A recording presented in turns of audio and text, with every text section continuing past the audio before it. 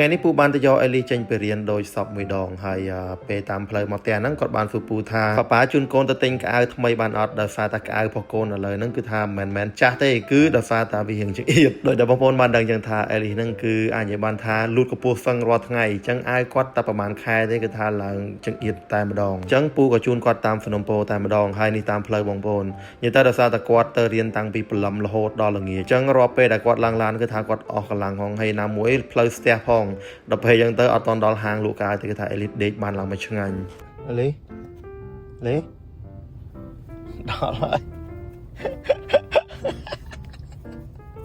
អេលីក៏គាត់នៅតូចរាល់ពេលដែលគាត់ទៅទិញអាវគឺត្រូវការអ៊ីកាជាចាំបាច់ដោយសារតែអ៊ីកាហ្នឹងគាត់ទៅជួយរើសម៉ូតឲ្យម៉ូតណាដែលពាក់ទៅសមនឹងគាត់អីចឹងណាតែឥឡូវនេះអេលីគាត់ធំអីអញ្ចឹងពេលគាត់មកទិញកៅអៅគាត់អត់ត្រូវការម៉ាមីគាត់ក៏បានដែរគាត់ត្រូវការតពូទេទោះបីមានម៉ាមីគាត់ក៏ដោយពេលទៅទិញកៅអៅហ្នឹងគឺគាត់រើសម៉ូតតែខ្លួនគាត់ទេហើយនិយាយមកថាគាត់មានការសម្រេចចិត្តមួយដោយខ្លួនគាត់និយាយទៅគាត់អត់ចាំប៉ាម៉ាម៉ាក់រើសកៅអៅគាត់ពាក់ទៀតទេនេះហើយជាមូលហេតុពេលខ្លះពូនិតអ៊ីកាទៅដើរលេងក្រៅប្រទេសហ្នឹងអត់បានទិញកៅអៅផ្ញើគាត់ទេដោយសារតែទិញពេលខ្លះមកគាត់អត់ពេញចិត្តគាត់អត់ត្រូវចិត្តអីចឹងណាអញ្ចឹងទិញកៅអៅនៅស្រុកខ្មែរហ្នឹងទៅងាយស្រួលជូនគាត់ដើរ shopping ទៅគាត់ឆ្លាញ់ម៉ូតមួយណាគាត់រើសយកម៉ូតមួយហ្នឹងទៅហើយអេលីដើរ shopping នេះគឺថាអត់តន់ស្វាងទេសក់នៅកទ្រីងកទ្រើងដើរស្មើបានចាប់ដាក់អីលឿនផងមិន6-7ចឹងហើយណាតែយកអីកាត់លុយกัน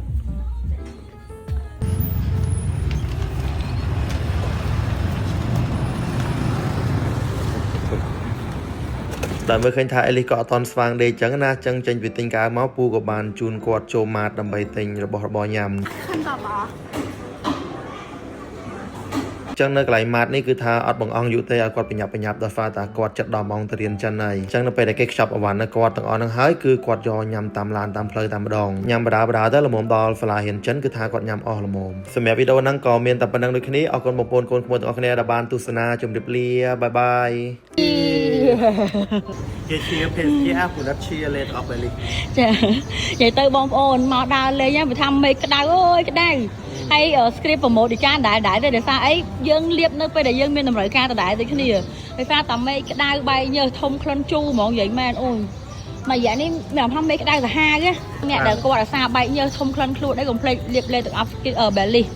និយាយទៅលេទាំងអស់បែលីសស្រួលមែនតើបងប្អូននេះយើងមានកូនលេសម្រាប់ព្យួរតាមកាបូបចឹងមកពេលដែលបែកញើសច្បាច់មកលាបមកចាគឺជួយរឿងបញ្ហាក្លិនខ្លួនបានខ្លាំងហ្មងសំខាន់សាច់លេអត់ស្អិតទេបងប្អូនដូចខែក្តៅអញ្ចឹងពេលយើងបែកញើសមកវាធ្វើឲ្យខ្លួនយើងស្អិតណាហើយបើសិនជាលេហ្នឹងលាបទៅស្អិតទៀតគឺកាន់តែពិបាកក្នុងខ្លួនតែនេះអត់ទេលាបទៅគឺស្បែកអលោងមានសំណើមប៉ុន្តែអត់ស្អិតទេសំខាន់ក្លិនក្អូបសាហាវនិយាយទៅក្លិនអត់ចាញ់ទាំងអស់ប្រែនទេយាយមែនសំខាន់តម្លៃធូរថ្លៃទៀត